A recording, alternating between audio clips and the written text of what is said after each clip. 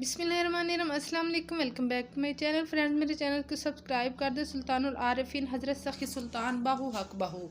सुल्तानुल आरिफीन सखी सुल्तान बाहू हक बाहू यकम जमादियो सानी 1039 हिजरी 17 जनवरी 1630 बरोज़ जुमेरात बवक्त फ़जर शाहजहाँ के अहद हुकूमत में कस्बा शोरकोट ज़िला जंग हिंदुस्तान मौजूदा पाकिस्तान में पैदा हुए।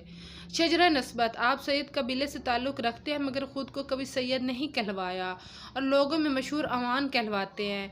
सखी सुल्तान बाहू के वालिद सुल्तान बाज़ीद मोहम्मद पेशेवर सिपाही थे और शाहजहाँ के लश्कर में मुमताज़ ओहदे पर फाइज थे। आप एक साहले शरीयत के पाबंद हाफिज़ कुरान फ़िक़ह शख्स थे। सखी सुल्तान बाहू की वालदा बीबी रास्ती आमला थी और पाकीज़गी और पारसाई में अपने ख़ानदान में मारूफ़ थी। सखी सुल्तान बाहू की पैदाइश से काबिल बीबी रास्ती को इनके आला मर्तबा की इत्तला दे दी गई थी और इनके मर्तबा फनाफी हु के मुताबिक इनका इसमें ग्रामी बाहू बता दिया गया था। जैसे कि सखी सुल्तान बाहू फरमाते हैं, पैदाइशी वली सखी सुल्तान बाहू पैदाइशी अरफ बिला थे। अवाइल उम्र में ही आप वारदात गैबर फतूहात अरबी मुस्तगरक रहते। आपने इब्तदाई बातनी और रूहानी तरबियत अपने वालदा मायदा से हासिल की। आपकी पेशानी नूर हक से इस कदर मुनव्वर थी कि अगर कोई काफिर आपके चेहरे मुबारक पर नज़र डालता तो फ़ौरन कलमा पढ़कर मुसलमान हो जाता। तलाश मुर्शिद, आप अपनी कुतब में बयान फरमाते हैं कि मैं 30 साल तक मुर्शिद की तलाश में रहा मगर मुझे अपने पाए का कामिल मुर्शिद ना मिल सका। ये इसलिए आप फ़ुकर के आला तरीन मकाम पर फायज थे जहाँ दूसरों की रसाई बहुत मुश्किल थी। चुनांचे आप अपना एक कशफ अपने कुतब में बयान फरमाते हैं कि एक दिन आप दीदार इलाही में मुस्तगरक शोरकोट के नवा में घूम रहे थे कि अचानक एक साहिब नूर साहिब हशमत सवार नमूदार हुए। उन्होंने अपना आयत से आपको अपने करीब किया और आगाह किया कि मैं अली इब्ने अबी तालिब हूँ। फिर फरमाया कि आज तुम रसूलुल्लाह सल्लल्लाहु अलैहि वसल्लम के दरबार में तलब किए गए हो। फिर एक लम्हे में आपने ख़ुद को आका सल्लल्लाहु अलैहि वसल्लम की बारगाह में पाया। इस वक्त उस बारगाह में खलीफा अव्वल जनाब अबू बकर सदीक रज़ी अल्लाह करीम, अमीरुल मोमिनीन जनाब उमर फ़ारूक रज़ी अल्लाह अन्हु करीम, जनाब जामिउल कुरान दामाद रसूल उस्मान गनी रज़ी अल्लाह और तमाम अहले बैत हाजिर थे। आपको देखते देखते अबू बकर सदीक रज़ी अल्लाह ने आप पर तवज्जो फरमाई मजलिस से रुखसत हुए। बादशाह उमर रज़ी अल्लाह और उस्मान रज़ी अल्लाह भी तवज्जो फरमाने के बाद मजलिस से रुखसत हो गए। फिर हज़रत सल्लल्लाहु अलैहि वसल्लम ने अपने दोनों दस्ते मुबारक मेरी तरफ बढ़ाकर फरमाया, मेरे पर करम की निगाह डाली। अज़र से अब तक तमाम रास्ता मैंने तय कर लिया। आप रज़ी अल्लाह अन्हो की बैयत नबी करीम सल्लल्लाहु अलैहि वसल्लम से है। कुछ लोगों ने पीर अब्दुर रहमान की बैयत का तज़किरा किया जो एक बेबुनियाद दावा है। आप खुद सोचें कि जो नबी करीम सल्लल्लाहु अलैहि वसल्लम का बैयत हो उसको किसी और का पीर बैयत होने की क्या हाजत रह जाती है। विसालत, आपका विसाल यकम जमादियो सानी 1102 में हुआ। मुताबिक यकम मार्च 1691 बरोज़ जुमेरात बवक्त असर हुआ।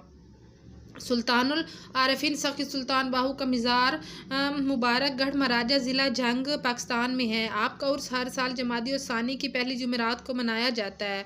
करामात, जब आप शोरकोट में काश्तकारी करते थे तो अफलास और नदारी से तंग एक सफ़ेद पोश अयालदार सैयद साहब बुजुर्गों और फ़कीरों की तलाश में मारे मारे फिरा करते थे कि कहीं से कोई अल्लाह का बंदा मिल जाए और राज की दुआ से मेरी गुर्बत और तंगी दूर हो जाए। इसी तलब में वो एक फ़कीर की खिदमत में रहने लगे और राज की जान तोड़ मेहनत की और इस पर रहम आए और पूछा, तेरी मुराद और हाजित क्या है। इस सैयद ने अर्ज़ की कि मेरा बड़ा भारी कुंबा है और कर्ज बहुत हो गया। जवान लड़कियां और लड़के अफलास और तंगदस्ती की वजह से इनकी शादी भी नहीं कर सकता।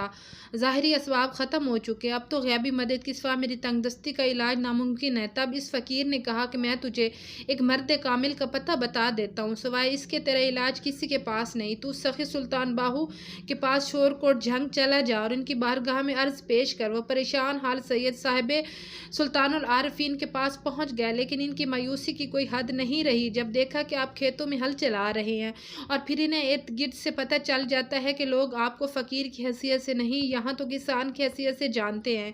ये हालत देखकर मायूस होकर वापस मुड़ने ही वाले थे कि सुल्तानुल आरिफीन ने, जो इनकी कल्बी कैफियत से आगाह हो चुके थे, उनको आवाज़ दी। आपकी आवाज़ सुनकर इन सैयद साहब की कुछ ढारस बंदी और दिल में कहने लगे कि अब खुद बुलाया है तो अर्ज़ पेश करने में क्या हर्ज है। सैयद सैयद साहब ने करीब आकर सलाम किया। अपने सलाम का जवाब देकर पूछा कि किस इरादे से यहाँ आए हो। सैयद साहब ने अपनी सारी सरगुज़श्त सुना दिया। आपने फरमाया, शाह साहब मुझे पेशाब की हाजत है, आप मेरा हल पकड़ कर रखें, मैं पेशाब से फ़ारिग हो लूँ। गर्ज आपने पेशाब के और मिट्टी के ढेले से इस्तंजा करने के बाद वो ढेला हाथ में लिए सैयद साहब से मुखातिब हुए। शाह साहब आपने मुफ्त तकलीफ़ उठाई, मैं तो एक जट आदमी हूँ। सैयद साहब का दिल पहले ही सफ़र की मेहनत और मायूसी से जला हुआ था। तैश में आकर बोले कि हाँ, ये मेरी सज़ा है कि सैयद होकर आज एक जट के सामने साइल की हसीयत से खड़ा हूँ। सुल्तानुल आरिफीन को जलाल आया और अपनी ज़बान मुबारक से ये शेर पढ़ते हुए वो पेशाब वाला ढेला ज़मीन पर दे मारा। सैयद क्या जट आपके पेशाब वाला ढेला इस जुती हुई ज़मीन पर दूर तक लड़कता चला गया और ज़मीन के जिन जिन मिट्टी के ढेलों से लगता गया वो सोने के बनते चले गए। सैयद साहब ये हालत देखकर दम बखुद रह गए, आपके कदमों पर गिर कर रोने लगे और माफ़िया मांगने लगे। आपने फरमाया कि शाह साहब ये वक्त रोने का नहीं, ये ढेले चुपके से उठा लो और चलते बनो, वरना लोगों को पता चल गया तो न तेरी खैर न मेरी खैर।